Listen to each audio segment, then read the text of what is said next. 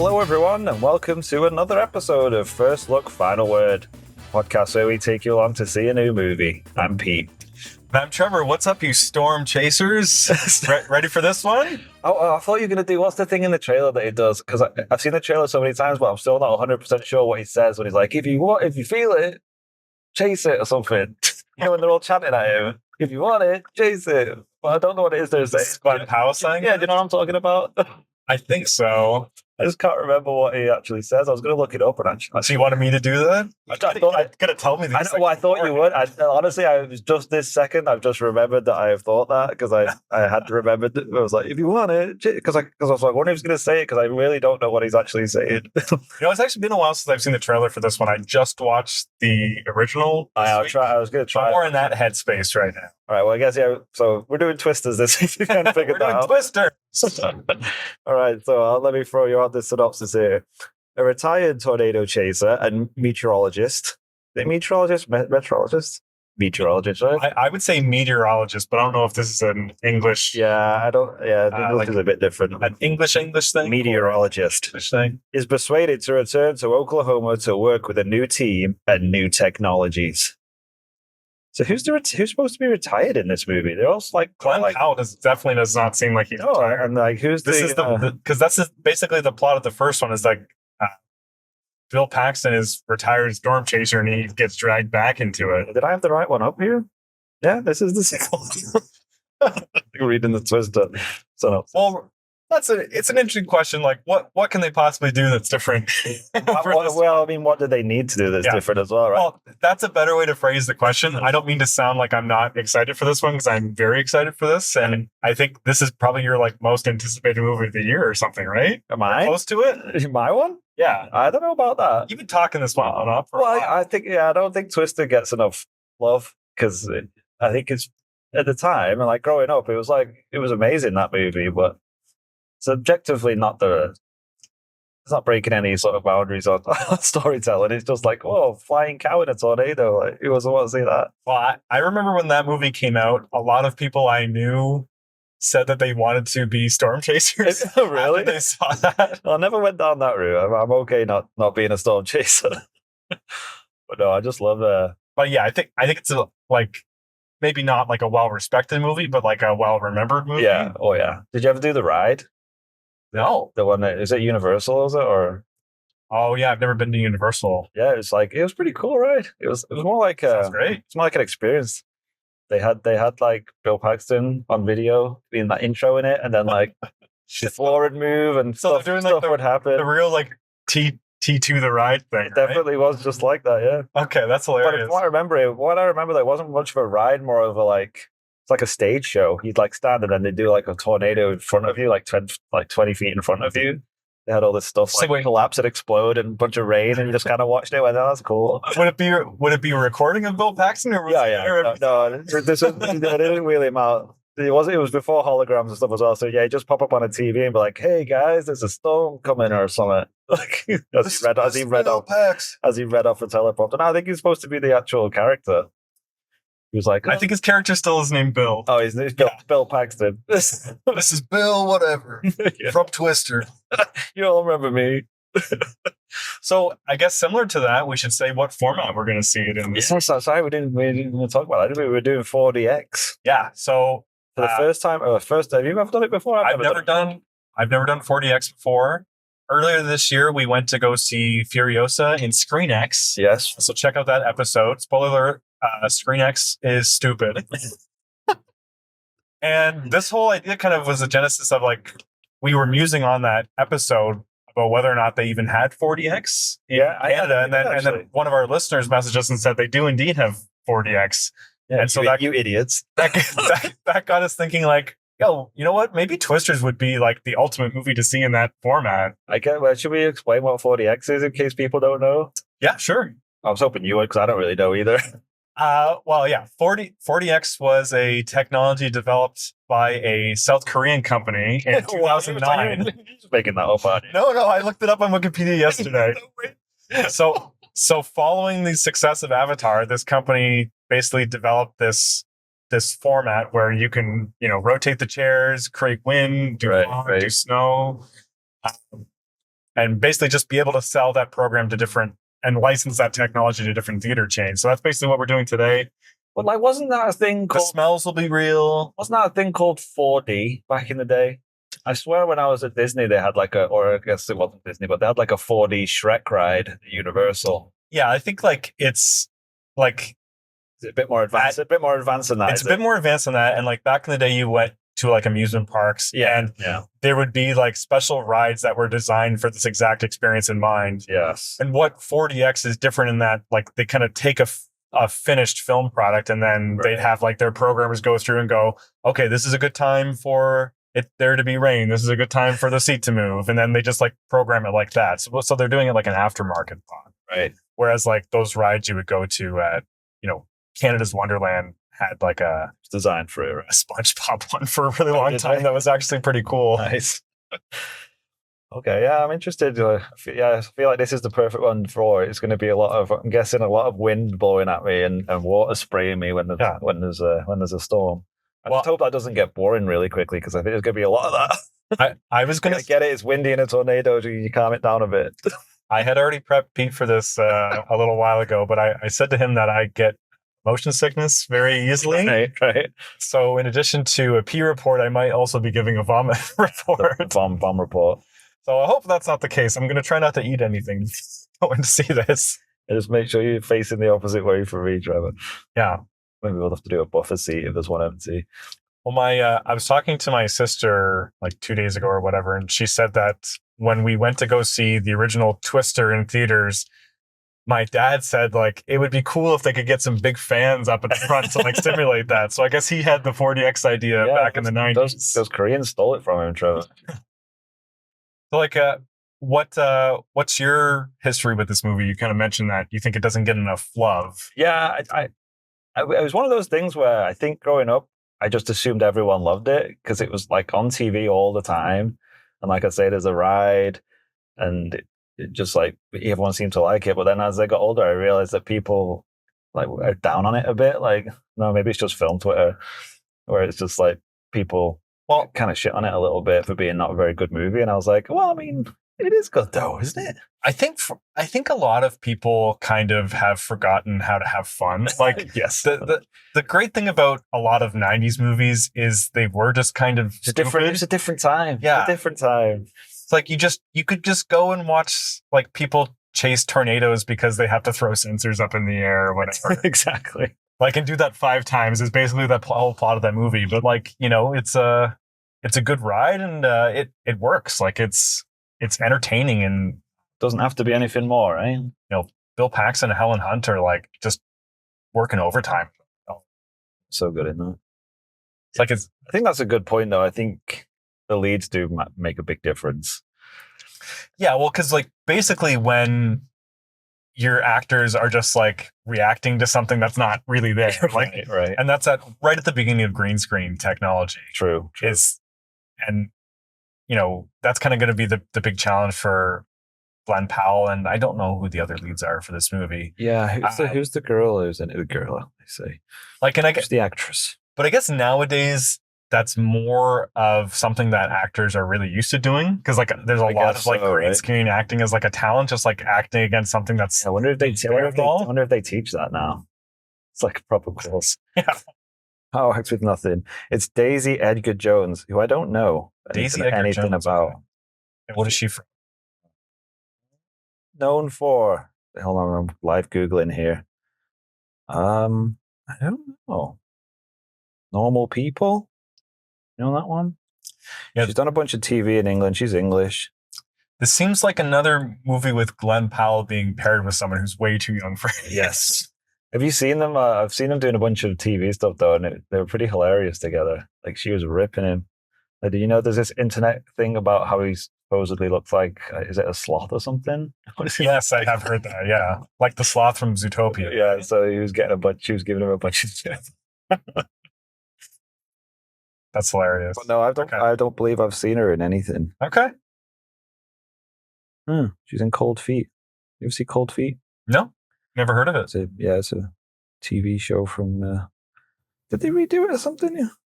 Anyway, getting off track here. I need to put the phone down. Well, actually, so while you're on there, Yeah. As I was just heading out of the house, I saw that we had gotten like just a random email through the first final word pod@gmail.com. Do you want to just open that up? We can just read that live on air, just see what it is. What's happened? We're not getting sued, are we? Now I need to figure out how to open this up. Vamp for a minute here, Trevor. Twister, it's like a semi-important movie for me. Like, I guess kind of like in like the big block of like those 90s disaster movies. And spoiler, the question for this week is going to be, what our favorite disaster movie is. Right. All right. So Pete, what's this email here? You got is this the one at the top of the inbox here? I was assuming the one you were okay. So why don't you say who it's from and what the title is? Like, and I just want to tell everyone that I don't know what this email is. We're all doing this live for right now. Okay, so this came in today, not that long ago, from a gentleman by the name of Kenneth Branagh, I think is how you say it. And it's entitled "Cease and Desist." Oh dear. He's finally So Kenneth Branagh sent us an email that said cease and desist? Yeah, I guess he's finally caught up with us. Okay, well, why don't you read it? All right, I will. Let's see what he's got to say. Dearest rivals. See, he knows we're on his level. It's kind of flattering. He would even call us his rivals. Plus, like, I don't know why he's putting rivals. It's really just you. I've got no problem with Kenny. Oh, you say that. Okay, let's see what this happens. I apologize for having to resort to this, but you have frankly left me with no option.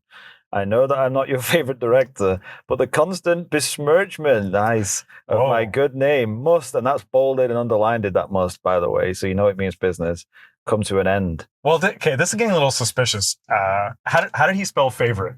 Oh, that's a good point. Where is that? Did he spell it with a U? He did. Oh, then it's him. Yeah. That's pretty spelling, all right. That's exactly. It's Kenneth Branagh. Yeah. And he said besmirchment too, right? Exactly. I mean, it's basically no person it could be at this point. Okay, so we've confirmed at this point that this is actually Kenneth Branagh sending the email. And there's much more. That wasn't the end of it. Okay. That's paragraph 1. Okay. Not since I directed Robbie Coltrane in Henry V, which I might add received rave reviews from all the critics, have I encountered such boorish behavior. Oh my gosh. Kenneth Branagh just throwing beloved Robbie Coltrane under the bus like that. Is he? I think he's trying to defend him. Okay, consider this letter a commandment. Holy crap. This is the next bit is bolded and underlined again. Cease and desist. All mentioning of my person. Can he actually ask for that? Except to discuss my many, that's 3 manys, successes as a director. This is your final warning. Sincerely, Sir Kenneth Branagh, Esquire. Wow, to give him his full name. And wait. I'm gonna call BS on that. I feel like he just threw Esquire. Yeah, I never really know what that means. I think you do that when you're a lawyer. Is it? I think so. And I think it's a very Bill and Ted thing to do, isn't it? I think Kenneth Branagh's just doing that because he thinks it sounds fancy. Maybe he just saw Bill and Ted and thought it was cool. And is he knighted too? I don't know. Is he? I don't think so. You know what? I wouldn't put it past him just to say he was. He says that he is. So, there's a PS. Okay. I won an Academy Award for Belfast. Like he's just rubbing it in. So wait, his PS is he won an Academy Award for Belfast? Yes, that's PS. Okay. You know what? If that makes you feel good about yourself, Kenny. Yeah. That's fine. Okay. Well, I don't know. So what do you think about this? I say yeah, fuck him. This is not going to help your cause. To be honest, I might take this more seriously, Ken, if this came from a lawyer. I don't think you can just write in an email that says cease and desist. I don't know. I feel like when you get to a certain level of celebrity, though, you can do stuff like that. Just like it. Say whatever you want, and it just becomes reality. Like, I'm sure you can just rock up to anywhere and just start giving commandments out and people do it. He uses the word commandment in there. He did, exactly. Like he's like Moses down from the mountain. He used some really great words in there, actually. I'm quite... Well, I'm not besmirching his use of the English language. Like he's clearly got a good command of it. But what would be the other option here, Trevor? That someone went for the trouble of making a fake email account with the name Kenneth Branagh. Hold on, let me see if I can see what the actual email address is. How do I do that? Details. Okay, from Sir Kenneth Branagh at outlook.com. That's got to be legit, right? Yeah, well, yeah, like I feel like someone couldn't have just made that up on the spot. That would have been claimed a long time ago. Exactly. Just in case, even if he's not. Sorry, maybe we should put a live poll up and ask the listeners, like, should we cease and desist? Should we respond at all? Yeah. Like, let the fans decide whether the rivalry continues or not. Just trying to figure out if he's actually knighted. He was appointed a knight bachelor. Oh, what the heck that's supposed to mean?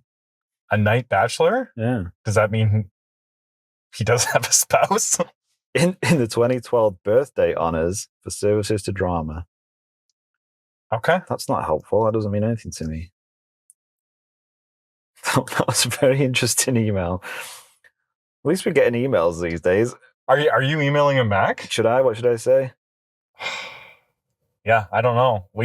I think we gotta think about this carefully. We'll have to take some input from the listeners here and see we can get a back and forth going with this guy. Well, so where do you think his head is at with writing that? Do you think that's? I think he's lost the plot a bit, hasn't he? He thinks he's knighted and he's an esquire for a start. What sounds like he is like is being a bachelor knight not like the same thing as? I don't think so. I think it's like I don't know. Canadians can't be knights. They can't now? No, we can't. Did they used to be? Yeah, we used to be able to be knighted. We're not anymore. Sucks to be you guys. So I guess you can still do it. You're just a permanent resident. Yeah, I'll see if I can get put up there for... No, I'm a citizen. I'm a dual citizen. Oh, interesting. Okay. I wonder maybe I can get knighted for services to podcasting. Yeah, I think that a Canadian citizen cannot be knighted because that whole thing with Conrad Black back in the 90s wanted to be knighted, but then the government wouldn't let him, so then he had to renounce his Canadian citizenship. Oh, wow, really? He wanted to be knighted that badly. I guess we'll have to we'll jump that hurdle when we get to it, I guess. Yeah. Well, so yeah. I feel like it's just a bluff. Yeah, I feel like maybe he was very bored today because all the internet went down everywhere. You know what? I figured he would just waste some time by making up fake emails. Well, I wouldn't say it's a fake email. It sounds pretty legit. I meant fake email account. Maybe he wouldn't use his personal one, surely. No, it says Sir Kenneth Branagh, right? Oh, you got a good point. Don't you got to get that verified? Yeah, who else is that? Who else is going to be using that? Yeah. Well, yeah, I don't know. So Outlook as well. That's legit. So yeah, maybe we'll leave this to the listeners. How are we going to deal with the Kenneth Branagh problem? We've been going back and forth with him a little bit lately. This seems to be an inflection point, though. Yeah, I might have to just jump on there when you're not around and just sort of make sure he understands that it's only Trevor that has a problem. Okay. Well, yeah, I guess in times of crisis, you learn who your real friends are. Yes, his fellow countrymen or dual countrymen, I guess. I think. All right. Well, listeners, let us know what you think we should do with the Kenneth Branagh problem. Email us at firstlookfinalwordpod@gmail.com. Yeah, we'll figure this out together. We're not gonna imply that any of our fans should start bombing his email with anything negative, seeing as I just read it out. Yeah, let us deal with it. All right. Yeah, maybe I'll have to bleep that because we can't give out personal information if major celebrities on our podcast in trouble. We'll get a second season. This is just from a new email. It's going to be Sir Kenneth Branagh's lawyer at outlook.com. Well, I would imagine Kenneth Branagh. That is probably Kenneth Branagh's lawyer's email address. I don't know what else it would be. Right? Oh, of course, exactly. That's what I meant. All right, should we get to our question of the week? You want to talk about Kenneth Branagh some more? Yeah. All right, yeah. Hold on, let me get my notes out. But yeah, so I hinted at this before. Our question for this week was favorite disaster movie. Yes. And a couple different ways to approach this. I think a lot of people would define what a disaster movie is differently. What is a disaster movie? Well, that's kind of what I wanted to discuss because we already did dystopian, right? Yeah. What movie did we do that for? Dystopian. Did we do that for Civil War? Me must have, yes. Yeah, so check out the Civil War episode. Pretty good. Yeah, because I think there's a lot of crossover between disaster and dystopian. Because dystopian movies sometimes will start with a disaster and then it'll be like, then later on it's dystopian because of that. Yeah, so I think like there's like a lot of legitimate crossover between those things. I tried to exclude the same kind of movies that I listed on my dystopian list. Yeah, me too. Like the same, there were also some monster movies as well. That's the other thing I was going to get could to. like because you could say Godzilla is a disaster movie. I had that noted. There's lots of like kaiju type movies like that, right? So I also excluded kaiju type movies. We had a discussion on that on our episode on Godzilla X Kong. I did have a couple noted down that I think we didn't talk about in the episode, which was Pacific Rim. Yeah. Did we talk about that on the Godzilla I don't episode? think so. And seems irresponsible. And Cloverfield. Yeah. Well, both of those definitely could be disaster movies too, right? Yeah, that's what I mean. Like, a kind of disaster movies, but it's sort of still separate.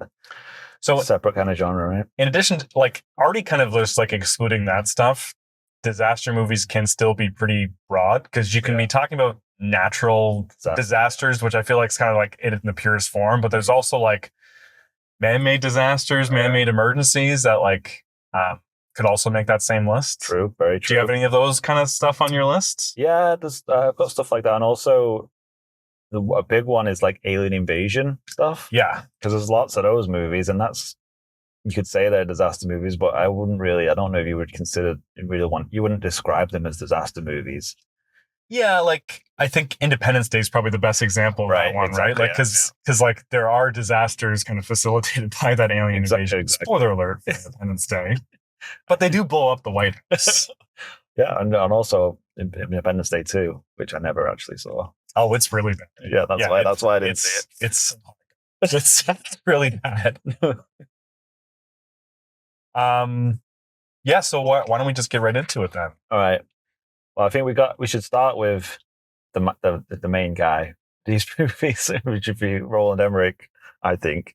Okay. Talk about some of his movies. So you got Day After Tomorrow on there? Tomorrow, which I think would be pretty high up there for me as my favorites of his in this sort of genre. But we already talked about Godzilla. He did a Godzilla movie, right? That was him, yeah, the Matthew Broderick one. I forgot that was him. Man, he was all over the early 90s. He really was. I was looking this day. We were talking about Independence Day too, right? So yeah, Independence Day was his too.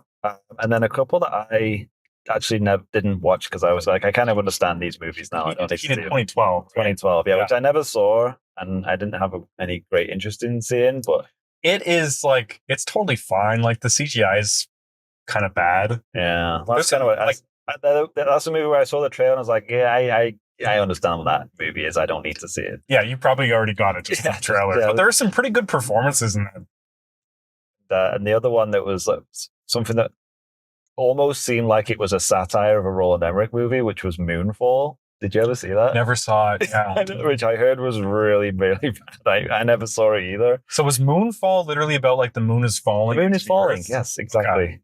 Okay. Well, that's a disaster, all right. Yeah. So I guess like, yeah, he's kind of the king, right? Like, yeah, I mean, that's pretty much but over quite a few years as well, right? Because yeah, he's got Stargate, yeah, which is a disaster. I'm just listing off the rest of it. He's doing another Stargate. I was looking today, and it was in his upcoming project. Are they really? Yes, he's doing it. I don't know. I think it's like in pre-production or something. I thought he was. I hadn't even heard of it. It's like, yeah, Roland Emmerich's doing another Stargate. Maybe I was like, what? I thought he was like a little bit low key canceled, so I'm a little surprised to see that. I don't know. No idea. Okay, well, interesting. I mean, that's IMDb. Maybe it's just all nonsense. Maybe it's just like him trying to get the project. Exactly. Someone mentioned. Like, there's a huge fan base of Stargate people, right? Did you get into those TV shows? No. Neither did I, but I really liked them. I did like the movie. The movie's good, yeah, but like great concept. I'm just like already way too into Star Trek to like pick up another sci-fi show. Like there's a ton of those, right? Like Farscape, and there's a bunch of them. I was like, I can't get in. I don't have the time to get into. I did get into Farscape. I'll give a big recommendation for that. What about Babylon 5, is it?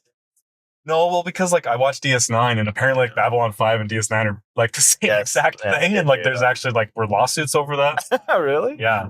Well, because I guess like Captain Crisco. I guess the guys from Babylon 5, and like I'm not a Babylon 5 expert at all, so listeners, let me know if I'm just wrong. But I think that they went to Paramount and pitched the show, and then Paramount turned them down, and then it's like a year later they announced they were developing DS9, which is like they're both shows about like space stations, political conflicts therein. Interesting. I know I heard that story before. It sounds like there might be a little bit to that idea because it is a good idea. Farscape is very good. Though. Is like, it? It's all like I said. Is it like I've never heard about? But I have heard that. I have heard a lot of people say that it's worth watching for sure. Well, it's a lot like lighter than right. And like also darker sometimes. Like a Firefly. I'd say both lighter and darker than Firefly. Wow. Yeah, good thing about Firefly is it's in the season. True. So True. And a movie. I like it. Huh.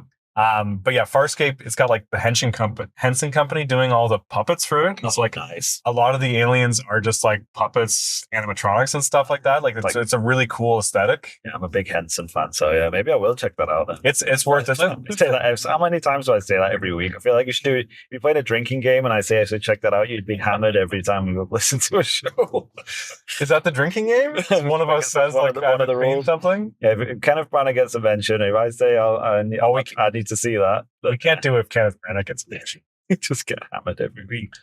But yeah, so Roland Emmerich, and he also did is it 10,000 BC? Yes. And that's pretty much his whole filmography. Is that the Disaster? I've never seen that one. You know what? I saw it and I cannot remember what happens in it. I didn't see it. I think it's like about some guy just like taking down an oppressive government in 10,000 BC. I think so. Very cool. I did go to see that movie and I do not remember what it is. It's very rememberable. So yeah, he's kind of the king of this thing then. And like 90s that was my first thought when we talked about Disaster. It was like, well, we ought to talk about him, right? It's basically all he does. So were any of the movies that you ticked off, like were those like the big ones for you when you were a kid? Yeah, like of his, you mean? No, like of disaster movies, like because like there's a bit of a boom in the 90s. Like yeah, there was a ton, right? And there was lots. Like you say, it was a simpler time where you could just do fun stuff and didn't have to be a great movie. Yeah. Well, I mean, I can rattle off a few that I've got written down here because there was the whole Deep Impact Armageddon thing. Yeah. Which where do you land on that one? I really like Armageddon. Never have seen a Deep Impact. I don't know why. I felt like I just made a choice and I never went back on it, which is really weird because there's no reason why I wouldn't have just watched both. I love Armageddon too, and my wife and I were just watching Brooklyn Nine-Nine, and there was a scene from that where Jake says to Amy, "You just Armageddoned me," and she's like, "I don't know what that means." And so my wife actually had never seen the movie too, so we have plans to watch Armageddon soon. Right. I feel like it probably hasn't held up well. Oh God, no. Okay. Did you ever hear the Ben Affleck commentary for that movie? No, I did. I don't know if I saw a clip or someone told me, but yeah, isn't he just like ripping He's it? just ripping it the whole time. It's hilarious. My favorite story about Armageddon was I think Kevin Smith told it about Harvey Weinstein. Oh, I haven't heard this one. He read the script or something, but I guess like he didn't understand how to say the word, so he would call it Armageddon. He'd be like, "This new movie, Armageddon," right? And because he's Harvey Weinstein, nobody dared correct him. Sounds like it's like going up against Mechagodzilla or something, right? Well, just imagine him calling it Armageddon and nobody having the balls to correct him and just be like, "Yep, that's it, Armageddon." Every time I say it, I'm like, Armageddon, which sounds hilarious. Sounds a lot cooler. Yeah, and Deep Impact, I think I've only seen once, but it's like decent enough. It's definitely like the also ran for those two movies. And then I assume you're going to mention Volcano and Dante's Peak. That's next on the list. It's same similar time, right? Dante's Peak was like a weirdly important movie for me. Mm-hmm. Well, we owned it on VHS, which always kind of elevates things. Yeah, I think that was another one where I definitely saw Dante's Peak, but I don't think I ever saw Volcano. So yeah, there was a period where I probably would have said that Dante's Peak was my favorite movie. Really? In grade 6, I did my I don't know, did you have to do speeches in elementary school? I think so. I did my speech on volcanoes because of Dante's Peak. Oh, I thought you were going to say I did it on Dante's Peak. No, I wish I had done it on Dante's Peak. That would have been better. Put up a big poster board with just clips of people from Dante's Peak. I can tell you what my research was for that speech, though, is I watched Dante's Peak and I wrote down everything I learned from volcanoes. People in the crowd he's talking a lot about things that are in Dante's Peak. I think that's the only research he's done. It's like, yeah, and then sometimes when volcanoes hit, you have to get into a canoe, and then the canoe is in acid water, and then you got to make your grandma jump out of the canoe. But the dog's okay at the end, so it's okay. What's he talking about? Yeah, I remember watching that movie, but if gun to my head, I could not tell you one scene from that movie or who's in it or what happens. I'd totally forgotten the whole thing. He was Braz and Linda Hamilton. I didn't know that line. And I knew that Pierce Brosnan. You know what? I didn't like as a kid. I didn't like his Bond, but I loved him in that movie. Oh, I loved his Bond. He was my Bond growing up. And I remember, like, when I was younger, I'd be like, he's the best Bond, which is insane because he's not anywhere close to being the best Bond. But I really like GoldenEye. Was like GoldenEye's that's top tier. It's great. The rest of them not so much. Yeah, like I like GoldenEye more for Sean Bean and for England, James. But no, love Dante's Robbie Coltrane again. He's a GoldenEye. Oh yeah, give him some props. You know what? I think Robbie Coltrane's in a few Bonds, a few different characters. See, he likes pretending to be Russian. I feel like he's in Living Daylights as well. Is he? As a different part? Maybe. No. But yeah, like Kenneth Branagh was just calling him out for his boorish behavior. Oh, is that what you took? I thought you meant other people were being boorish towards him. Oh, I thought it meant like on the set of Henry V, Coltrane was boorish. Is that all right? Yeah. I misunderstood the message. He played Falstaff in that movie. So he was just inhabiting hardly too much. There you go.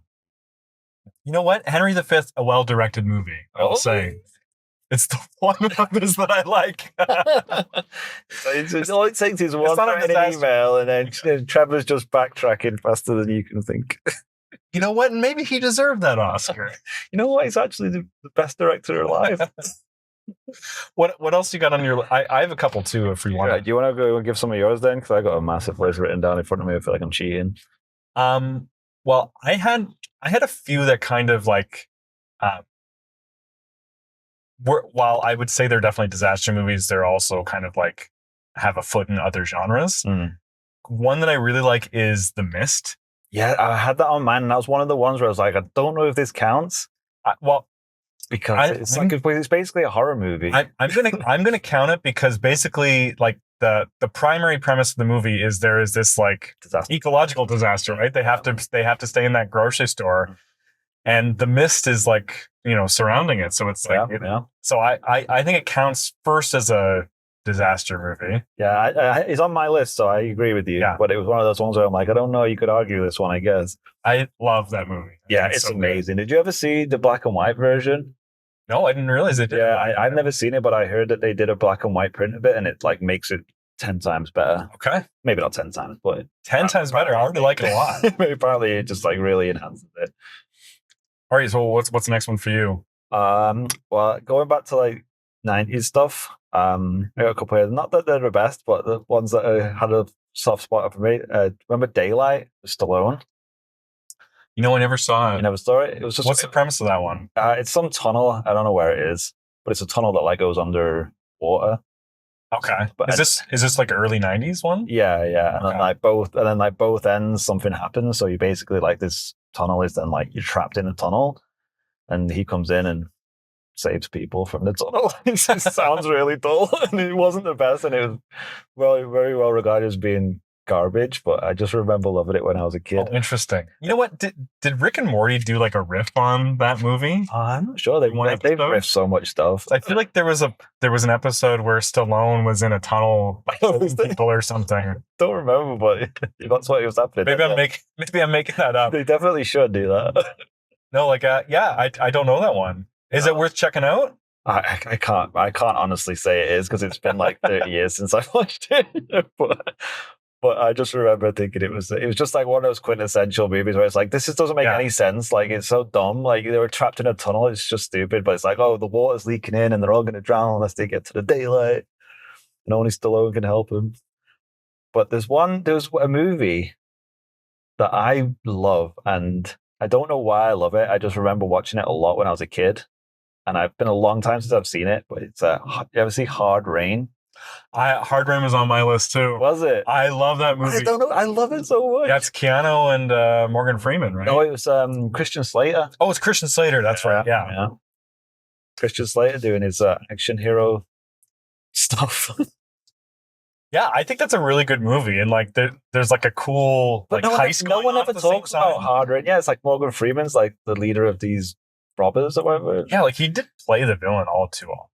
No, he did really good in that movie. Because I looked it up today and it had like brutal ratings. Oh, it's like 12% or something on Rotten Tomatoes. It's like, am I misremembering this movie? Because I really like it. I used to think like, man, that looks like so much fun. Like if your town was just flooded, that would be so right? cool. It's like everyone leaves you to do what you want. I cannot swim very well at all. And like Trevor just throwing up from motion sickness and drowning. Because he's in the jail cell, right? The water's like filling up while he's in there. Yes. Man, that's a classic. It's a great movie. Right? Yeah. Top of the list, Hard Rain. We figured it out.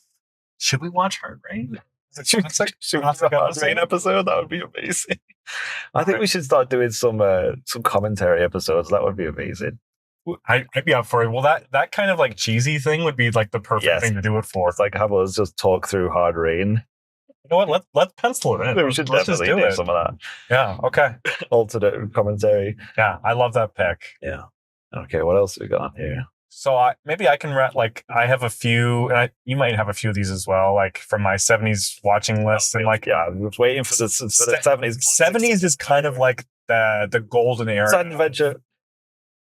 The Poseidon Adventure. Yeah, that's the only one I know. Do you like that one? I've never seen it. Okay, I saw the remake. You know what? I started watching the remake, like 3 years ago or whatever, right. And I turned it off because it looks like absolute. Oh, I bet it does now. Yeah. Like so, when was that? Like 2005 or something? 2006. 2006. I wrote it down here. So like, I feel like that was an early example of they did everything in front of a green screen. Like, I feel like nothing actually looks real in that movie, and like.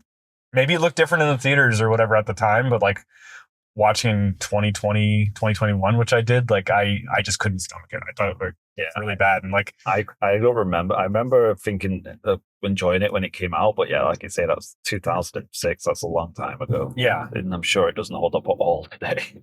And like the Poseidon Adventure, which like rightfully gets made fun of a lot because the acting is really cheesy. Oh, is it? I thought it was like a Stone Cold classic, that movie. Well, the sets are legit. Like it's like they are reeling in all these like spaces that they built to be upside down and flooded with water, and the actors are all like actually treading through all this stuff. And it's like my worst nightmare is being on a boat that's sinking. Yeah. Like literally, like I think I had nightmares after seeing that remake movie. That and Titanic, and just like I can't deal with being trapped in a sinking boat. Yeah, well, you just you gave it away. I was going to include Titanic. That's not from the 70s. No, like later, not right now. Yeah, well, yeah, but I would definitely include that as a disaster movie, right? Well, if we're saying the Poseidon Adventures, that has to be too, right? Yeah, one of the most famous disasters in history. Yeah, and rattling off other ones from the 70s, Earthquake, which I just watched the first time this week. It's really bad. It's not good. Nothing about it holds up well. Right. I'd say skip it unless you're a completist. The Towering Inferno. Yeah, that was on my list actually. Although I've never seen it. Which is like it's okay. Like it's very star heavy. That's the thing, right? It's just they just crowbarred a bunch of people into it. The effects are, better than Earthquake because it's contained to one space or whatever. But like it still is pretty dated. Right. Well, I mean, it's 50 years ago. Then let me think. Well, but like watch Poseidon Adventure. Like it's really well done. Like, and then I finally watched Airport. Oh, okay.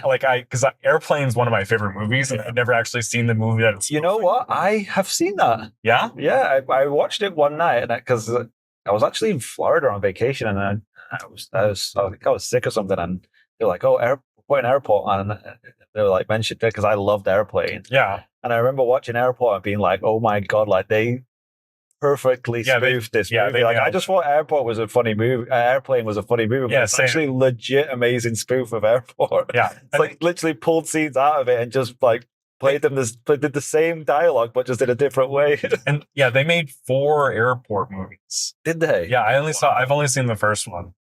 Like I picked the wrong day. I picked the wrong day to give up smoking or everything. Literally says that in Airport. The wrong day stops the different globe. Oh, we should definitely do an Airplane episode. Oh, okay. I love that. Like you can probably count that one too if you're counting Airport. There you go. Yeah, disaster movies. I did want to talk about that though. It's like comedic disaster movies. Yeah. Any comedies on your list, or did I just step on you finishing your 70s list? No, I'm all done with my 70s list. I don't think so. Besides Airplane, I don't know. I was thinking, This Is the End. Oh yeah, well, you know what? That definitely counts. That's a disaster movie, right? Yeah, I haven't seen that since it came out. No, But neither have I. I remember loving it when it came out, but yeah, I never gave it a rewatch. And what about? And then I was also thinking we talked about Independence Day and alien movies. What about Mars Attacks?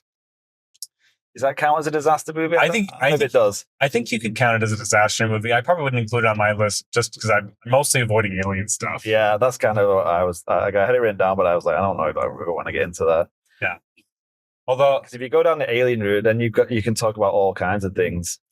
Get into stuff like Edge of Tomorrow. Yeah, that's not really a disaster movie because it has it has all the same elements. Like you have people in an emergency panicking. Yeah, a bunch of guys in suits like looking at papers. Like you're all stressed out, looking at papers. Well, looking at papers all the time, like me at work. Is your work a disaster movie? No, it's just me, general. Well, I did have a sci-fi one I want to say. Oh yeah, Sunshine. Oh, great! Because disaster is the sun is dying. Yeah, they have to go and reignite it. I love that movie. I think it's pretty close to being perfect. Yeah, that is a great movie. A lot of people have problems with the last act. Yeah, I do as well. Like I don't understand why. It doesn't bother me as much as it bothers some other people. I think it just needs a couple tweaks to fix it. Well, I think it's just because the rest of the movie just has such a high bar. Yeah, that it's difficult to make it satisfying at the end. Yeah, I think that's Boyle's best movie. Yeah, it's definitely up there. I'd like to love that movie. What about going the other way, The Core? The Core, yeah. That definitely, they are going the other way. They're going down. Total opposite way. I can't remember who I was talking to about it, but I was describing the plot of The Core to somebody, and they said there's no way that that's actually good. And I'm like, well, you're crazy because it's really good. How can that not be good? But I do agree with them. It sounds so stupid, but like it's good. It sounds like the plot like that a 12-year-old would have came up with or something. Here's a question for you. What about A Quiet Place? Count that as a disaster movie? Maybe probably not the first one, but the beginning bit of the second one and this new one. I haven't seen the second one, so yeah, it seems like the new one definitely would count. Yeah, because the first bit of the second one, the prologue with Krasinski's in it, and that's definitely like when the disaster happens. And I haven't seen the new one, but that's obviously the same as well, like Day Zero. Yeah. No, I think you could maybe count that. Anything with people running in the street panicking, right? Exactly. Count. What about? I'd say Us would count for that same right. What about Bird Box? Remember everyone loved Bird Box? No, I purposely didn't watch Bird Box. So that's a bit like that too, where it starts off everything's normal, then crazy stuff happens. People run around, lots of cars crashed into gas stations and stuff. Ooh, what about Dawn of the Dead? Yeah, I was thinking a few different zombie movies. Yeah, you can get into zombie movies like World War Z and all that kind of stuff. Yeah, World War Z definitely count. I say Z. I know I should say Z, but there's some things Kenneth Branagh would say. Some things that I just give up on just for the sake of it. Like I never call it Clark's, even though I really should. Yeah. Well, people are listening to a podcast that takes place in Canada, right? Like they expect us to say Z. Oh, the wrong turn here. So we're just kind of winding down on time. Do you have any other ones? Do you have any more moderner ones? Moderner. That's a word. Moderner. Like what about some of the rock stuff like San Andreas? You ever see that? I haven't seen San Andreas. I saw the one where he was in a tower, sort of like dire slash tower. Has it been called The Tower? Maybe, yeah. Skyscraper? Is it called Skyscraper? Oh, I think it was called Skyscraper, yeah. Yeah, I didn't see either of those. But there was one that I definitely wanted to mention because it's one of my favorites, Greenland. You see Greenland with Jerry Butler? No. It's amazing. It's really good. If you've not seen it, you got to watch it because it's like probably the best disaster movie of the last 10 years. Wow, really? Yeah, it's really good. Yeah, I was surprised. It's not like your typical White House Down Jerry Butler just running around doing stupid stuff, which I love. Yeah. But no, it's actually got some good stuff in it. Okay, well, I'll check it out. And another one, Don't Look Up. You ever see Don't Look Up? Yes, I did. That's a disaster movie. Very different from all the others on the list. Do you like that one? I did like it just for the... I think it was okay. Yeah, I just liked the way it basically was talking about real life. Just be more subtle and yeah, it wasn't very subtle. Yeah, it could definitely have been more so. Yeah. The only one that I can remember from my list was Melancholia, which is the Lars von Trier one, where I've seen that one. like a rogue planet is coming and is going to smash into Earth, and then basically they're just depressed about it the whole movie, but it's really good. Basically, they're depressed about it. Okay. All right, cool. Well, we're at the theater. Quite a few there. If you are new to the podcast, Pete and I are going to go inside and watch the movie, then come back, give you our spoiler-free reactions to the movie we just saw, and then give you plenty of warning before we go into spoiler talk. I'm going to give you a pee report, tell you the best time to go pee. Hopefully Trevor will be feeling well. Wish me good luck, everybody. Here we go. Yeah, don't go anywhere, guys.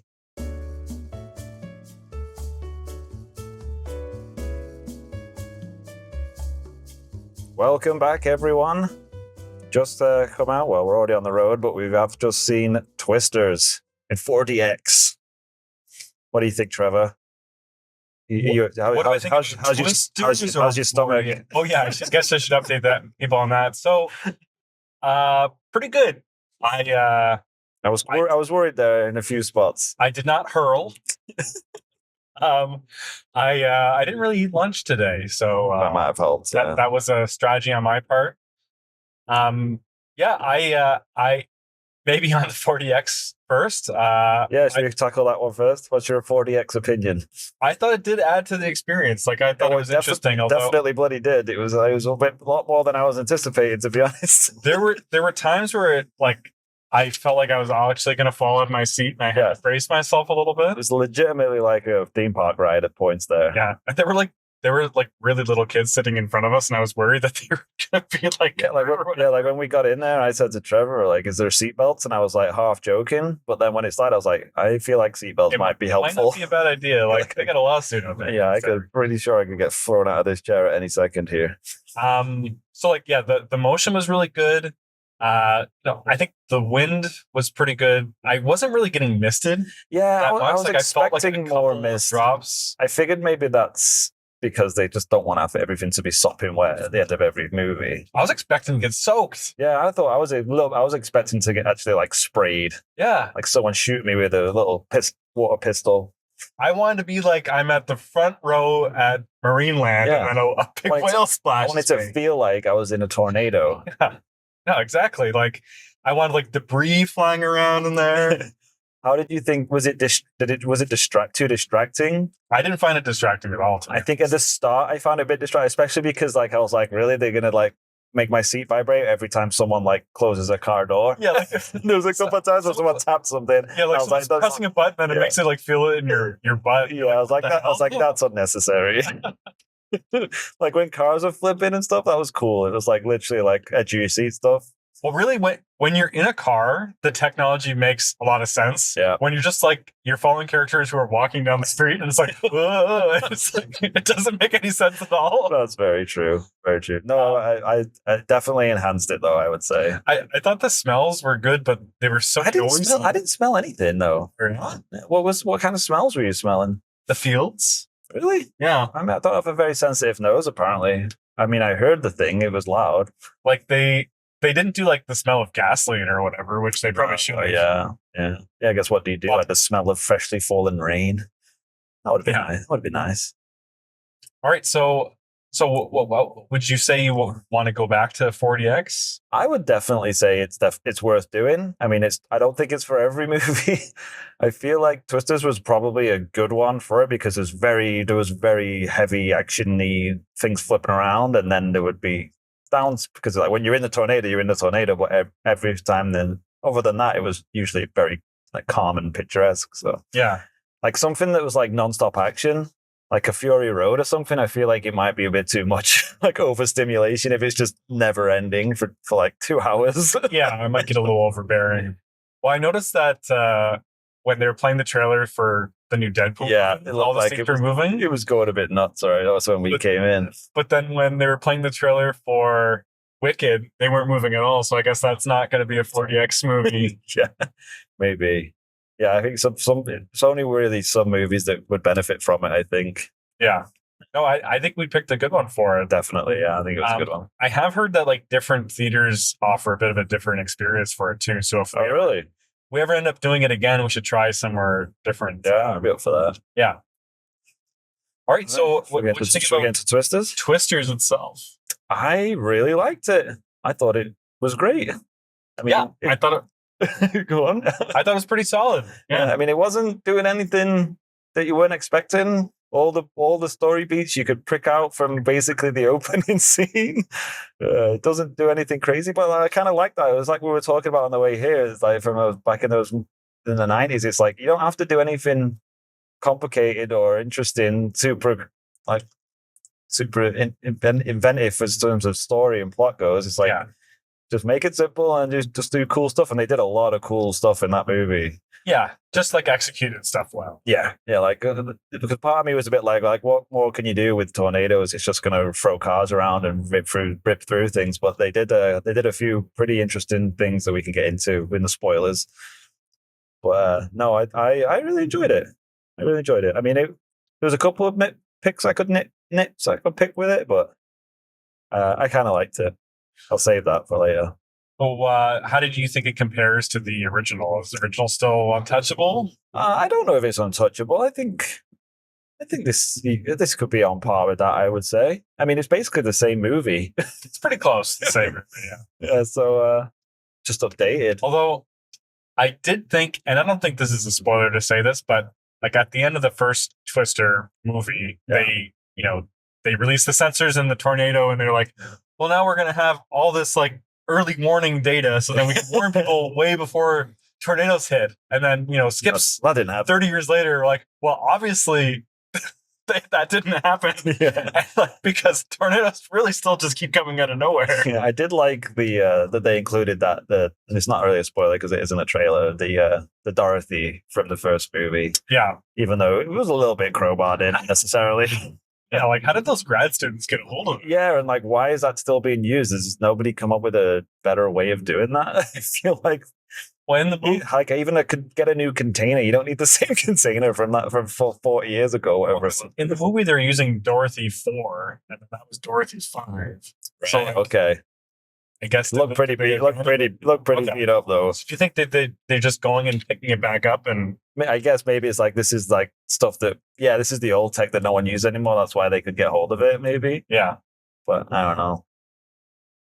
I still think I think the original is just a little bit better. Yeah, I wish I'd rewatched it. I was going to try and rewatch it last night, but I ran out of time because I don't have a great it's not very fresh in my mind, so I find it hard to compare. I think it does a better job at like hitting the emotional beats. Right. So this one wasn't bad. I just think like the dynamic between Helen Hunt and Bill Paxton. You can't be that. And I think that's the one nitpick I think I had with this movie. We can get into that is that relationship between the two leads. Yeah. Which is that a spoiler too? Should we avoid that or? Well, I mean we can get into it, but it's not really a spoiler. Okay. Well, what do you think about the two performances? I thought the performances were fine, but it didn't really.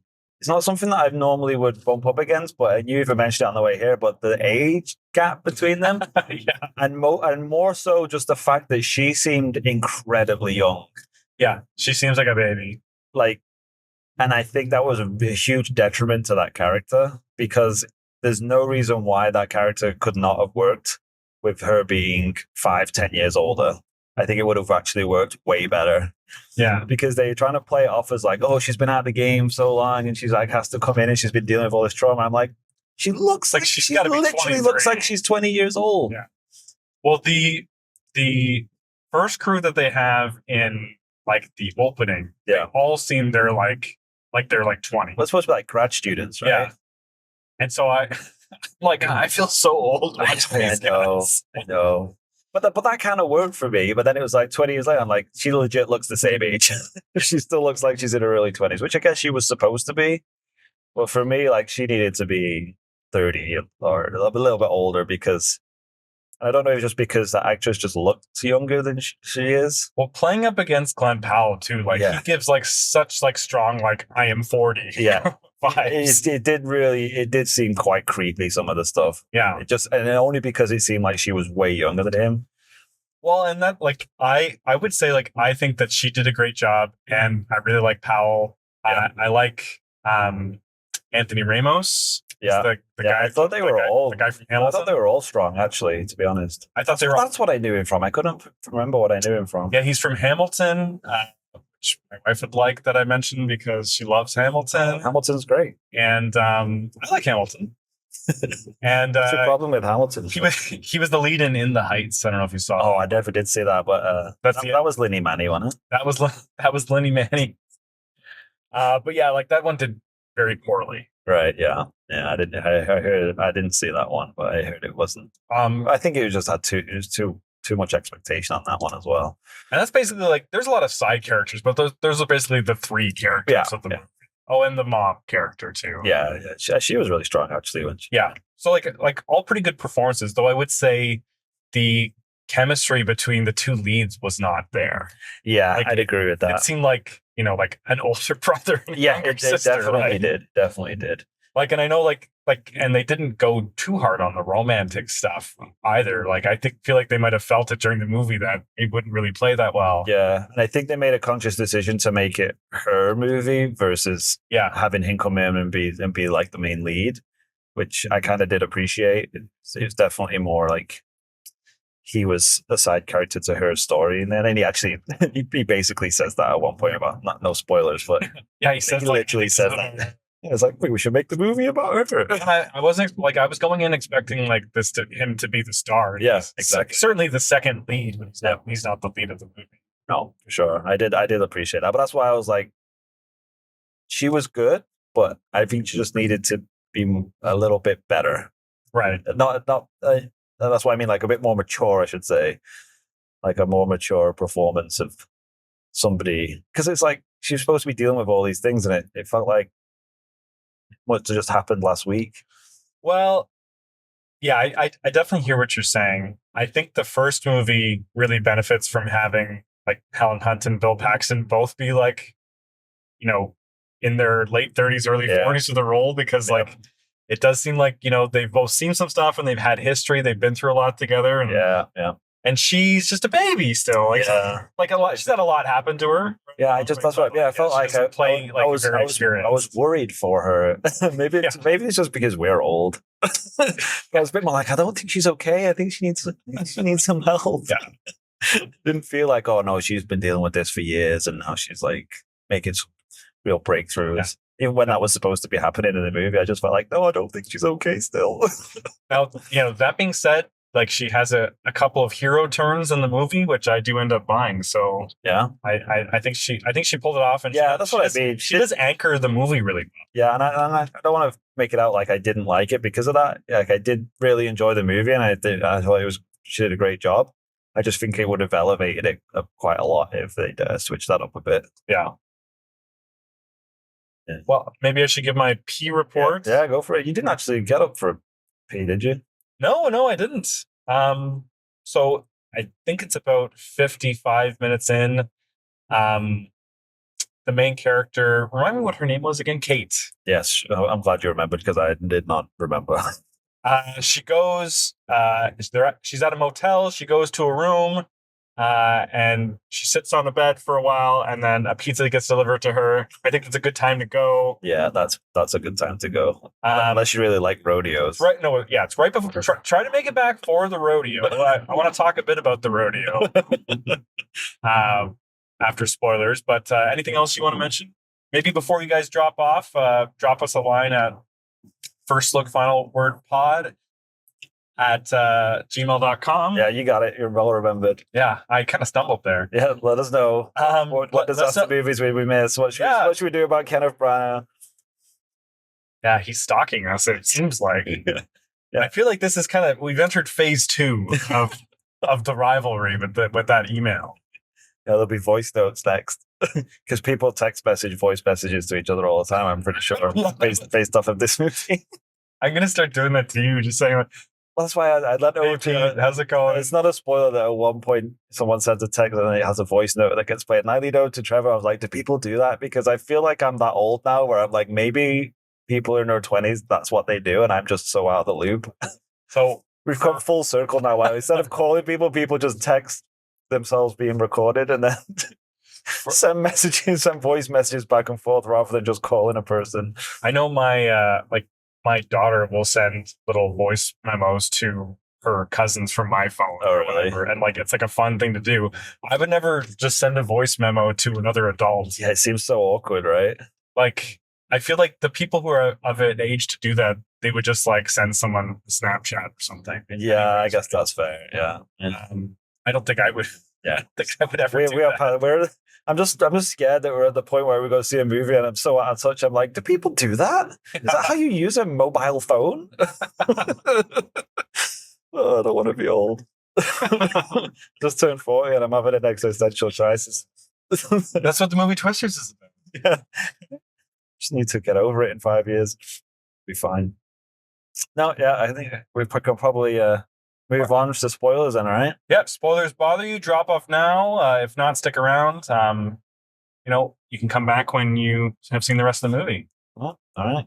Okay, well, 3, 2, 1, spoilers. Yes, you were warned. It's your own fault if you're still here and you haven't seen it and you care about such things. All right, so what do you want to get into? I don't know. Like, should we get to some of the set pieces? I think there were some real cool set pieces in it. So I want to talk about the rodeo. Yeah, okay. Because he just comes like that whole section was weird. She does not like him at all. Yes, she does. No, like at that as soon point, as he steps out of that truck at the beginning, she's like, oh. At that point, well, sure, there's an auga factor to it, but I think like he bothers her, right? Yeah. And so he comes up to her door with a pizza. She takes the pizza and closes the door in his face. That would have been way better if that was the end of that scene. That would have been so much better. But then he's like, listen, I want to take you someplace. Yeah, it's like, listen, I'm Glen Powell. He's like, I got to show you something. And like, was the rodeo the something that he wanted to show her? I mean, this guy's got riz. Because like, she's like, I'm from New York. That's what the kids say, right? Do you have riz? I don't know. I don't even know. Or do you riz? Yeah, that's what the kids say, man. It's like you're more picking up chicks. Yeah. I don't know if you have riz or if you riz someone. I have to ask my kids. You riz someone? Yeah, it's like that sounds disgusting. You got riz. It's like when you're charming people, like when you're the Mac. Is that like charisma? Is that yeah. Okay. It's like charisma, I think. So you got riz. Like really good at picking up chicks. That was his riz. He was like, "Come on, I've got to show you something." And it's like takes to a rodeo. So if I go home and ask my daughter if she knows what riz is, no. My kids do. If they get this stuff from school, man, it's like Skibbity, Ohio. What? Giat. I don't know what any of this means. But it sounded like you were scatting. But I said it to my kids and their faces was like, how do you know these words? I was like, I'm with it. Go home and say to your daughter, Skibbity, Ohio, and she'll be like freaked out. Skibbity, Ohio. Yeah, Skibbity is one thing. Ohio is a different thing. Did they combine it? Yeah, I mean, I guess they do. I don't know. What is Ohio? I don't know. I don't know what it means. Like, I know it's a state. It's like, I don't know what it means. Jeez, this is the podcast where two old men just talk about how things are. Go home. Whenever I'm around kids, I'm just like, Skibbity, Ohio, Riz, Giat. My kids told me Giat means like balls, but I don't think that's true. They don't have a clue either. They just know what people. Yeah, it's like Gyat. I don't even know if I'm saying it right. Like Ohio. It's like so stupid, Riz. I gotta get out on the streets more. I don't know any of this stuff. Yes, man. Just throw it out there. But anyway, what we're talking about? Talking about is Riz. So what? Well, she says, I'm from New York, and then he's like, oh, I guess she's from New York, and she's always been from New York, so I'll take her that. Like, there's no chance that she's Southern when she's British accent. Yeah, how did you find her accent? Because she's very British in real life. I thought it was fine, but like I mentioned before on our episode on accents, we check out our episode on the bike riders. We talked about accent work. I get very easily fooled. Like me too. Picking out accents. So like if I didn't know she was British going into it, I don't think I would have been able to tell. Yeah, I've never been able to tell because like I guess if you were from the southern United States, maybe you would be like, that's a poor accent. It's like when people do British accents, I'm like, what is he trying to do? Where's he from? Because people just do a general regionalized accent for England, and it's like that doesn't sound like anywhere. So I feel like like British actors can often do like Southern accents pretty well. Right. They might struggle like to do like a more like Midwestern. Yeah. Thing. Right. Some are just easy to, but then just so over the top. Maybe because like the Ontario accent is pretty close to like the American Midwestern accent. Yeah. So maybe that's why I critical of that one said, but like all Southern accents sound like Foghorn Leghorn to me. Very true. I say, boy, Scarlet. So, is that the main thing you want to talk about? No. So, like, he brings her here, and he's like, "Yeah, I just want to show you this." Like, and was the point he was trying to make is like, "This is what we're fighting for"? I don't think so. I think he was like, "City girls will love going to see a rodeo." Yeah, I think that was his whole plan. I think he's like, I'll just sneak in that I used to. It's like, I know these guys. Be a cowboy for real. Yeah, honestly, that section of the movie was my biggest issue. That whole sort of that bit to like all the way to when she joins up with him. It felt like they'd established this whole thing at the beginning of the movie, and they had the two teams, and they were playing off each other. They didn't like each other, but there was like little sparks and stuff. And then all of a sudden, that just was like, dropped. They even dropped all the other side characters, which I was a bit like, they dropped them for like a half hour I was like, too, and it was like days in the timeline of the movie. I was like, where are all their people? Because he was like, we only have it for a week. Some good stories. Yeah, it's like, where are you doing all this stuff? And then all of a sudden they're like, yeah, fuck them. We're just gonna have like a weekend away at your childhood home, which was really odd. And then he just showed up at the house, and everyone was cool with it. And he was like, yeah, I creeply figured out where you live. Wandered into his just came to your house, and she was like, "Yeah, that's fine. Want to stay for dinner? Yeah, do you want to stay the night?" And it's just like, that seems very, very odd. Well, she thought she had a better shot with him because he was closer to her age, right? The mom was like, "Yeah." I think my favorite part of the movie was when he was leaving that next morning, and it was like, this is my last shot at trying to get this girl to like me. He's like, it's raining, I have a coat, but I'm gonna wear my skin tight white t-shirt and not wear my shirt and go out in the pouring rain and then just like flex. Like, you have a coat in your hand, why would you not put a coat on? And then he put his coat on when he was in the barn, and I was like, brilliant.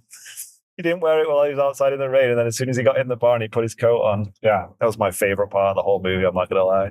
Because I'd probably do that if I was ripped. I'd be like, it's raining, I'm getting the white t-shirt out, I don't need my coat, I'll just carry it. Do you think he packed it just in case? It's like, well, it's like my riz is failing, I'm gonna pull out the white shirt. So it worked though, to be fair to him. It did. Well, maybe. Came running out after him. Yeah, because she wanted to do a science experiment. Apparently so. So you mentioned like the two rival teams. Mm-hmm. We find out like halfway through the movie that, she's accidentally been working on the evil team the whole time. Yes, the most obvious twist I've ever seen in my life. Because like every story beat in this movie, you could see it coming from 20 miles away. So the thing from the first Twister movie was like they had Carrie Ells was doing doing his Southern accent. Right.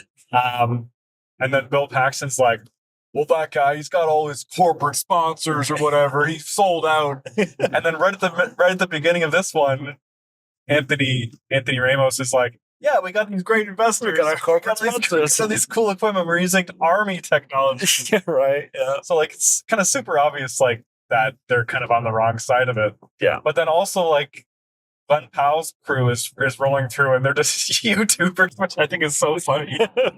Yeah, I kind of didn't really understand what they were doing. They're literally just YouTubers. Like, they're just like, yeah, they're let's just fire fireworks into a storm. Well, because just for shits and giggles. It shows them at the beginning that they're just chasing spectacle and they're being a little irresponsible. But then it like totally does a 180 on that, and they go like, yes. Well, actually, you know what? They hand out sandwiches after these things. Yeah, that's what actually we're doing real good work here. It's like you can't have it both ways. Yeah. Like, oh, and like I can understand the point of collecting tornado data.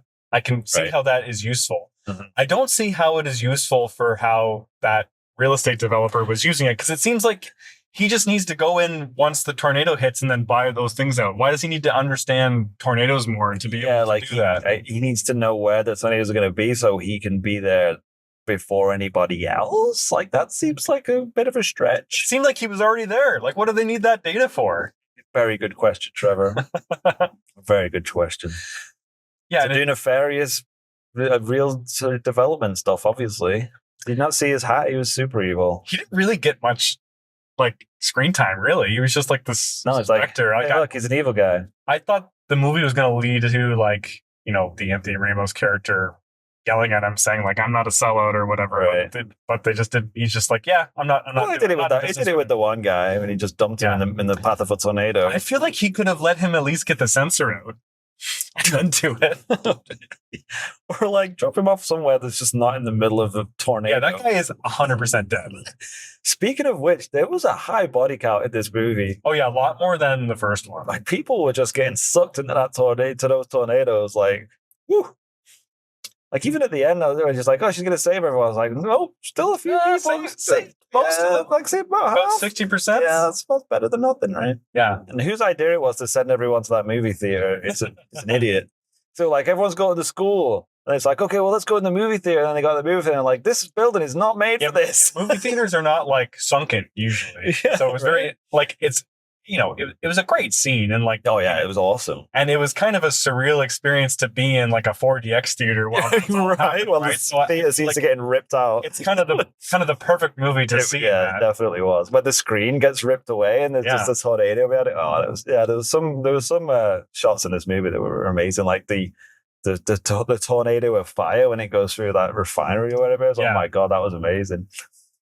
So what did you think about like the technology at the center of this one? In the first movie, it was all about, we got to get these sensors to dance around so then we can figure these things out more. Yeah. This one starts off with the promise of like, we're going to figure out how to disrupt a tornado. Mm-hmm. Then they say like, oh, that's not going to work. Let's just go back to studying them more. And then you think that's what the movie's about. And then you're like, well, maybe we could do this. Yeah, I feel like all that stuff is just science mumbo jumbo. That doesn't make any sense. And you shouldn't really dig into it too much because it's ridiculous. It's like the fact that they can screw a couple of augers to the side of a pickup truck and it somehow makes it invincible. That pickup truck was indestructible. And I love the way he mentioned in one scene, it's like, oh, we've got added weight to the chassis to weigh it down and then augers and stuff. I'm like, that's great. But the way you're driving that freaking thing, there is no extra weight on that. You're doing jumps and shit off the side of the road. Yeah. It's like it should be running like a tank if what you're saying would make any difference. I feel like even a tank wouldn't be able to drive through a tornado. No, that thing is doing. It literally rips buildings. And like, what is that glass made out of? Like they have a guard above the windshield, but as far as I can tell, like it's still just an ordinary windshield, unless like it's like bullet.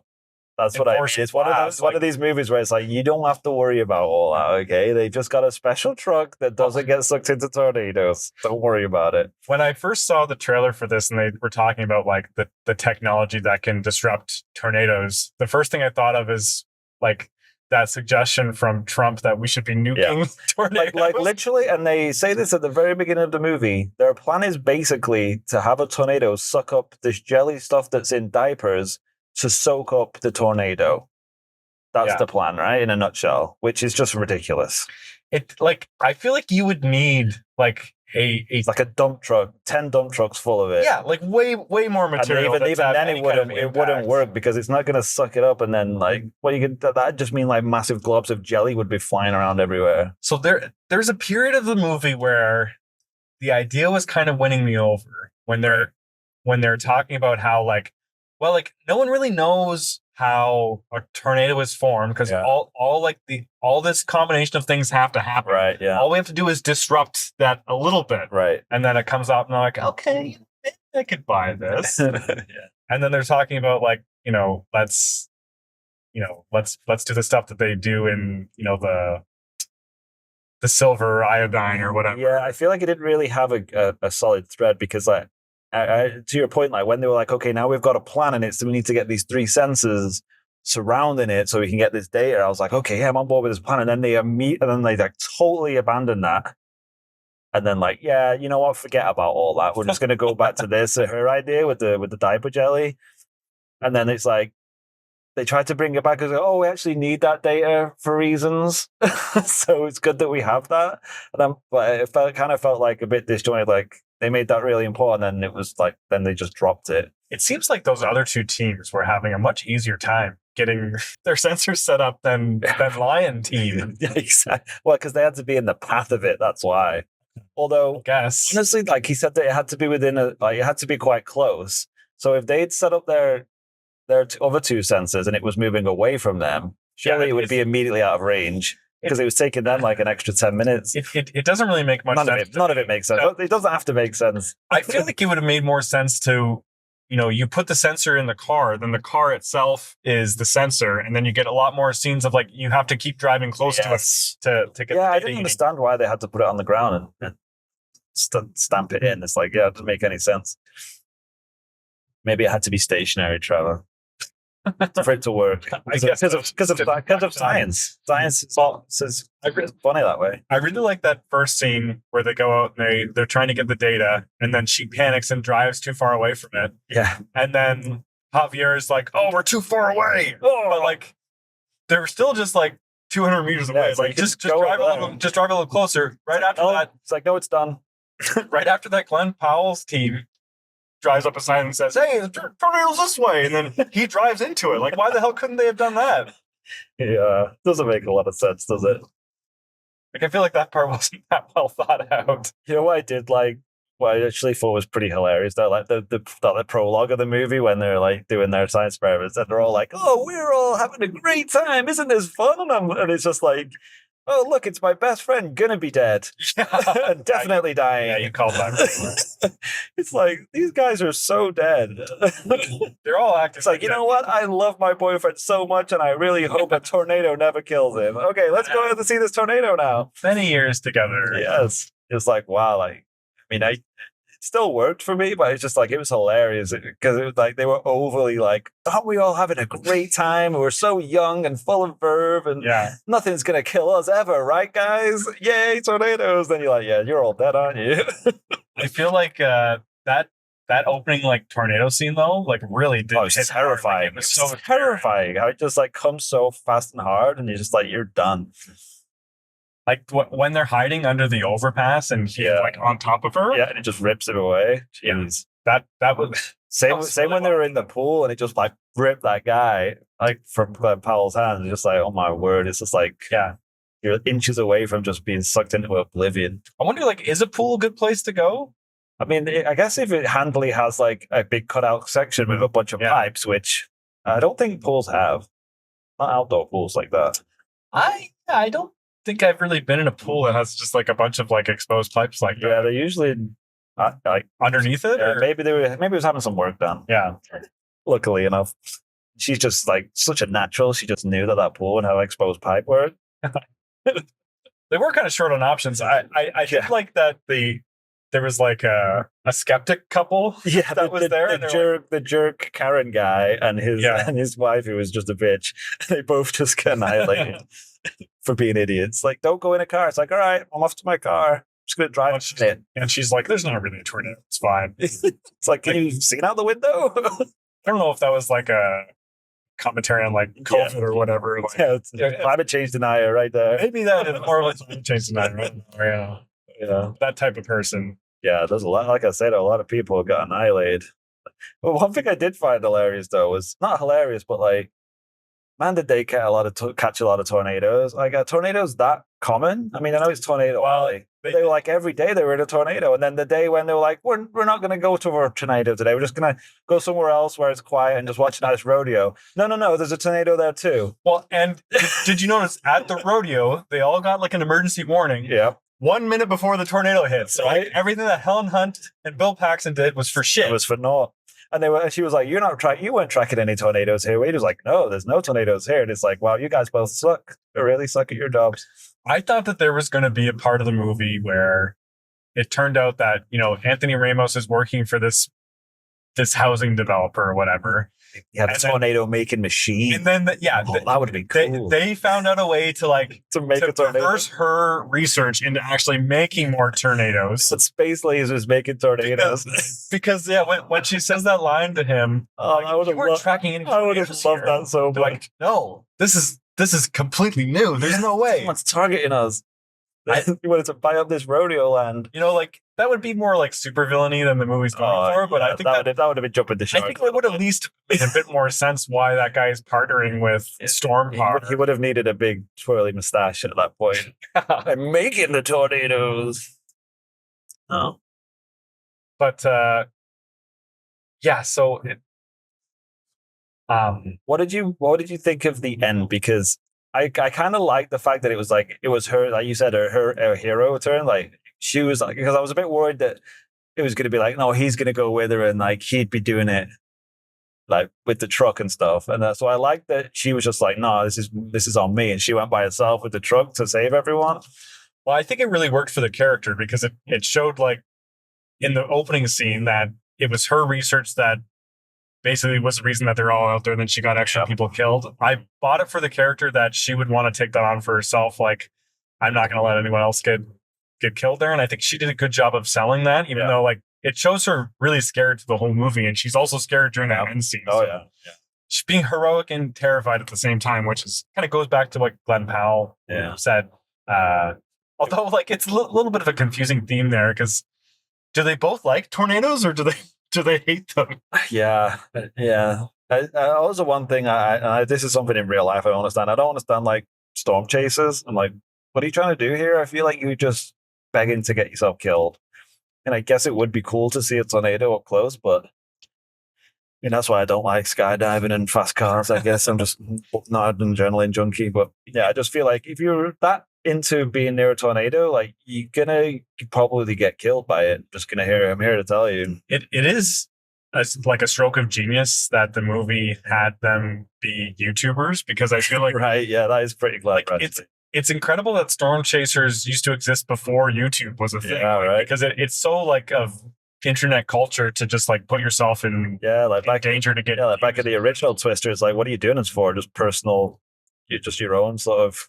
He's got a bunch of corporate sponsors. She's not a real chaser. He's not a real storm chaser like me, Bill Paxton. Like, what are you doing this for? Just because. So, there was a bit, right, when they were in the theater and the storm was coming in, and like you were like, oh, is it going to work or not? Like I knew 100% that it was going to work and she was going to save more. Like I say, you could see her doing that like before it even started. But there was a little bit of me. It was like, I would be very impressed if this movie just killed them all. It's like, it didn't work. Everyone's dead at the end. I'd love that. Right? I would have loved it. I would have been like, wow, I am shocked with that ending. That would have a cinema score of F, but I would love it. Exactly. It's like, that's not going to happen. They have to get together and it's going to be fine. But like she dies, they die. Like, when it's like when he's holding on to that one girl in the movie theater, and it's like, oh my god, is it gonna stop it? If it was just like, no, it's actually not. And it just took out the whole theater. You're all dead. She's dead. The truck's gone, and then that's it. The end credits. I would have been like, wow, nature is a harsh mistress. That was the other thing I was gonna mention, is that they kept saying like, we have to help. Yeah, they show up and do nothing. She shows up to the town, and then she helps someone find their photo albums, and that's all it shows her doing. Yeah, I did not get that either. It's like, we really need to help. We got to go, and then they'd go, and they'd be like, "Oh, isn't it sad here?" And be like, "Yeah, you're not really helping at all. You may as well just carry on with your research." Like, yeah, you don't have any like any supplies to help with. Yeah, with the one scene where he's like, "Oh, we really need to go find the GPS so that we can get the data because it's really important data." And she's like, "No, it's more important that we go and help."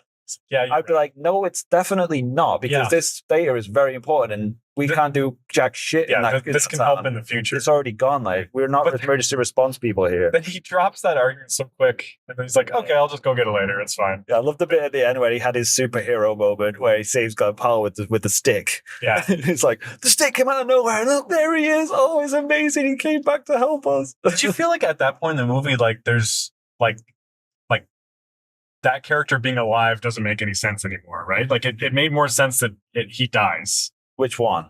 Anthony Ramos. Yeah. Because like at the end, then there's two guys dropping her off at the airport. Yes, I because there was that bit where it's like there was supposed to be like there was a little bit of a thing between them. It seemed like where he's like, I would have done anything for you, and I felt like he was in love with her, right? Yeah. So then at the end, it was a bit like, oh, this is a bit like love triangle, and then he was like, yeah, you go get him, guy, or whatever. And I was like, I guess, but like this seems weird. Like he's just given up on. He's like very happy being a beta. Yeah, he's known her for much longer and has a much stronger relationship with her. It's like when they were like both running, like, oh no, she can't go. Oh no, she's dead. I was like, Glen Powell's known her for 2 days. This guy's known her for like 10 years. Yeah.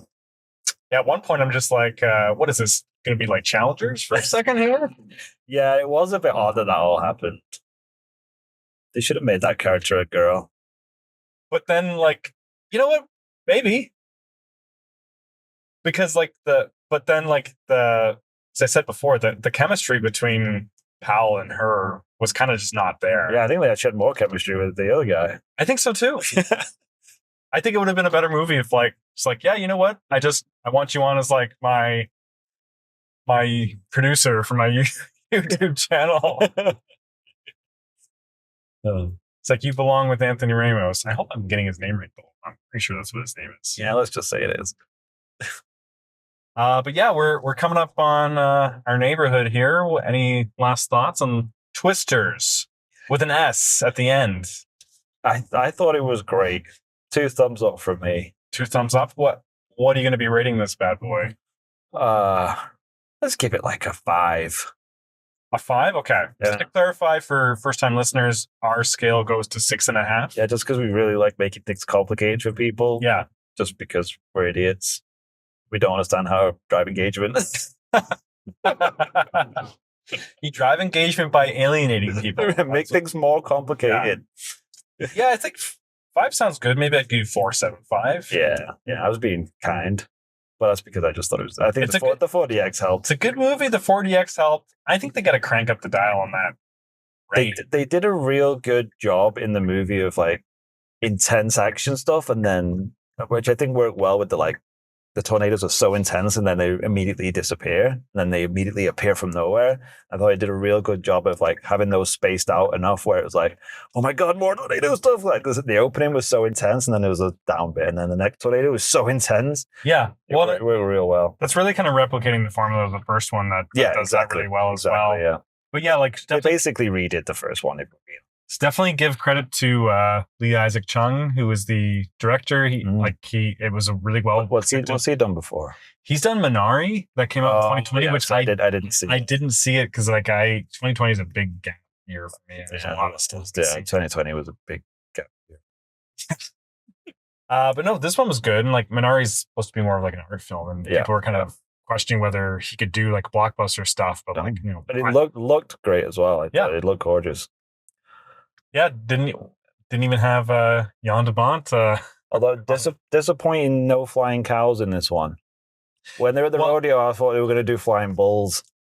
That's another thing I was going to mention is that I really like this as a sequel that does not feel beholden to the first one. It definitely is. Like, even though it's the same. They have it's the same story, and they have like a wink at like having the Dorothy machine, but like they're not talking about Joe and Bill and like their legacy or whatever. Like it's basically just like this is just establishing it's the same universe, but other than that, we're not really talking about that. Kind of like the exact opposite of like the Ghostbusters sequel. Exactly, that's a good pull. But yeah, definitely a big recommend for Pete and I. Drop us a line at firstlookfinalwordpod@gmail.com. We're on all the socials. What's your favorite disaster movie? Did you guys like this one too? Love to hear from you guys. Yeah. Please do reach out. We'd love to hear from you and review us. Rate and review. Yeah. Give us on your podcast listening service of your choice, I guess. Yeah. Subscribe, 5 stars. Comment that who are you siding with, us or Kenny? Yeah. Yes, exactly. Okay. To get that and tell your friends. Word of mouth always helps. Yeah. You like us? Tell one person to give us a listen. All right. Well. Anything else to say, Pete? Only to big up our next episode. Upcoming episode. We got a biggie coming, so don't miss us next week. There's a little movie coming out about some mutants. We're doing Deadpool and Wolverine. Yeah, which I am hyped for. Yes. I feel like it might make more than Despicable Me 4, which we were not sure about. Despicable Me 4 is not doing. Is it not doing well? It's doing well, but I don't think it's going to do $1 billion like it was nailed on for. It's not. Is it going to top Despicable Me 3? I don't know if it's got the legs. I guess we'll find out. It's only been out a week. Well, Inside Out 2 might be eating some of it still, right? True enough. That's made insane money. Yeah. I didn't see that making way more than Despicable Me 4, but there you go. I mean, Despicable Me 4 is not good. Spoilers for that movie.